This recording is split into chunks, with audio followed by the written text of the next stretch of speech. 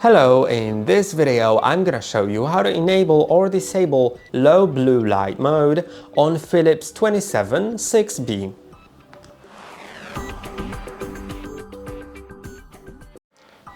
To do it, click on the menu button right here. Now go down just once to low blue mode. Then click on OK and you can go down or up to enable or disable it.